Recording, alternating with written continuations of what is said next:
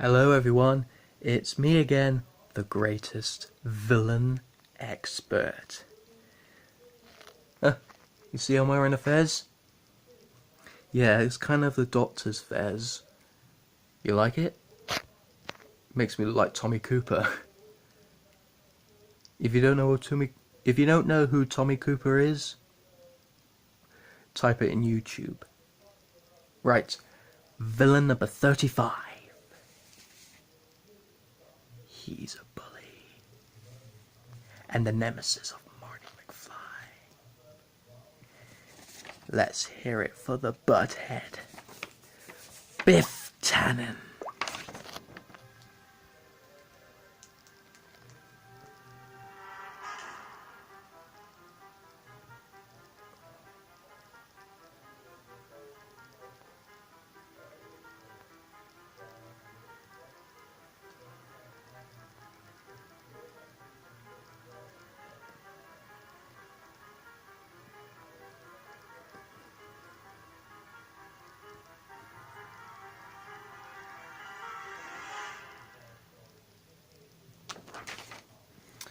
Right, Biff Tannen, well, so Biff Buford Howard Tannen, simply known as Biff, is one of the main antagonists in the Back to the Future science fiction trilogy, mainly Back to the Future and Back to the Future Part 2. He was the great-grandson of Buford Mad Dog Tannen and the future grandfather of Biff Tannen. Biff Tannen in the original timeline started bullying George McFly when they were kids, and he had never stopped. So over the next 30 years, Biff would continue to bully and intimidate George, as they both ended up working for the same company where Griff became George's supervisor due to George doing Biff's work for him to get promoted. Biff's crush on Lorraine never died either. God, he really needs to move on. Although Lorraine had married George, and presumably Biff had married as well. However, things changed when the McFly's youngest son, Marty McFly, accidentally traveled back through time to 1955 using his friend Dr. Brown's DeLorean time machine, interfering with his parents' first meeting. Marty used the anachronistic name Calvin Klein, also manages to get on the wrong side of Biff by standing up to him, something which Biff was not used to. Marty was also indirectly responsible for causing Biff to crash his car into a manure truck. And this led to Biff finding Marty and Lorraine on the night of the school dance, November 12th, 1955. Biff's gang trapped Marty in the trunk of another car, and Biff tried to get his way with Lorraine. George came along as part of the plan he and Marty had made, where George would find Marty parking with Lorraine, but soon realized that the pretend rescue was now a real one. For the first time, George stood up to Biff, who's to stop him from raping Lorraine. He responded by attempting to break George's arm. Lorraine, trying to pull Biff away from George, was knocked to the ground. This enraged George, who subsequently knocked out Biff with one punch. God, when I saw that, he finally managed to have courage, because Biff was scum. So, Lorraine fell in love with George at the moment, and they walked into the dance holding hands, staring into each other's eyes. This punch led to a much more confident George, and Biff no longer had a victim to pick on.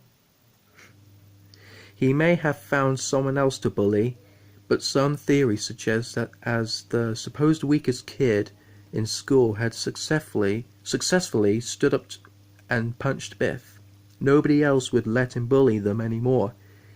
Since Biff no longer had George to do his work for him, he had now to do things for himself.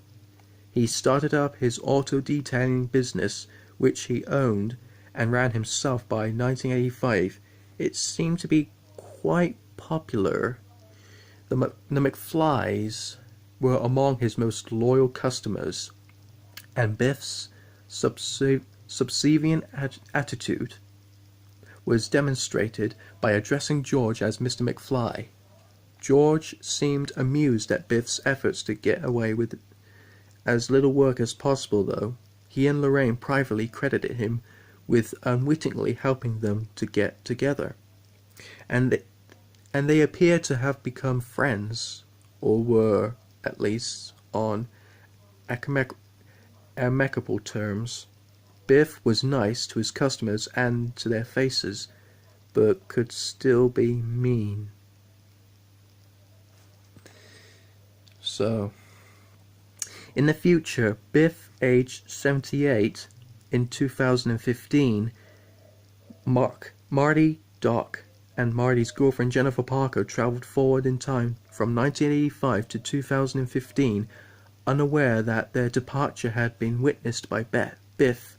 Over the next 30 years, he remembered seeing the flying DeLorean taking off. Biff, seemingly bitter and resentful at this point in his life, was still waxing cars by 2015 at the age of 78, and was pushed around by his grandson Griff. Despite being over the age of retirement, Biff did not appear to have retired.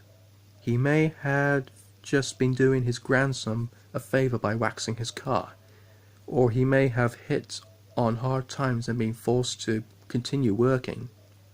Old Biff tells how Marty had his own life, completing flush down the tubes back in 1985. Biff still seems to like bullying people, including Marty, who he thinks is Marty's future son, Martin McFly Jr., and the handle of his walking cane was in the shape of a closed fist. Although he remained cautious and apprehensive around George McFly, also Biff's crush on Lorraine still lingered. So anyway, Biff traveled back in the DeLorean, where he met his younger self in 1955, and he gave him a sports Alamic book, to win some games, everything in sports, so that to make him rich. That was a bad idea. Marty paid for that. He shouldn't have bought it. And now, when he went back in 1985, everything changed. Biff killed George, he married Lorraine, and Dr. Emmet Brown got prosecuted and arrested. And Biff, 6 years ago, burnt the school down.